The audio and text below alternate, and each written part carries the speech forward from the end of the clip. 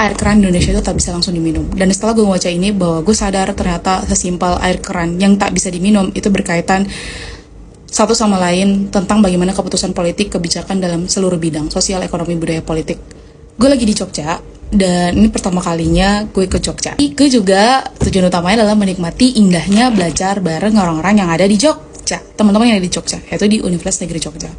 Gue di sini kayak cuma setengah hari doang, dan gue membawa sebuah buku yang menarik untuk dibaca. Kayaknya bisa sehari selesai. Tebel banget.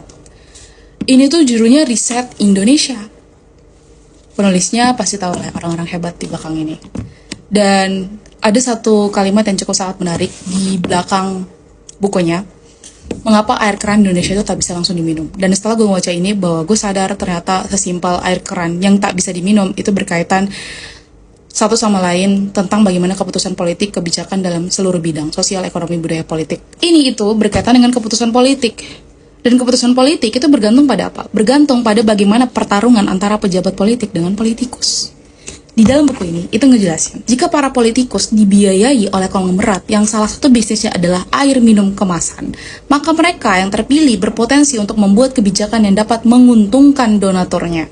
Atau ketika sistem politik membuat pemilu itu jauh lebih mahal biayanya dari yang biasanya, dan partai akhirnya bersusah payah mencari sponsor dari konglomerat pemilik pabrik yang membuang limbah ke sungai sembarangan, mencemari, dan akhirnya berdampak pada air bersih dan lain sebagainya, maka kalian udah bisa tebak bagaimana kebijakan dan undang-undang yang akan kemudian dibuat ketika dia terpilih. Lebih pro terhadap rakyat, air bersih, atau pro terhadap donaturnya. Dalam buku ini, kita bisa ngebandingin bagaimana kemudian sistem politik terhadap akses air bersih yang kemudian terjadi di Jerman, India, dan juga Indonesia.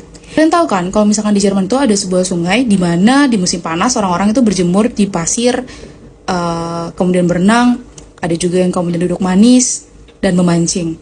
Tetapi kalau misalkan kita ngelihat di tengah-tengah sungainya itu ada berbagai macam kapal-kapal tanker dengan kargo memuat ratusan peti kemas hilir mudik. Dari kejauhan ke arah hulu terdapat pabrik pesawat Airbus yang terlihat bercokol di tepiannya. Pertanyaannya, bagaimana bisa orang-orang di sana berenang tanpa khawatir kemudian bisa tertelan air yang misalkan mengandung logam seperti merkuri atau apapun itu yang membahayakan kesehatan. Pada tahun 1998, ada sebuah penelitian yang mendapati sungai ini itu mengandung 16.000 ton nitrogen, 10.000 ton fosfor, dan 23 ton merkuri dari limbah industri.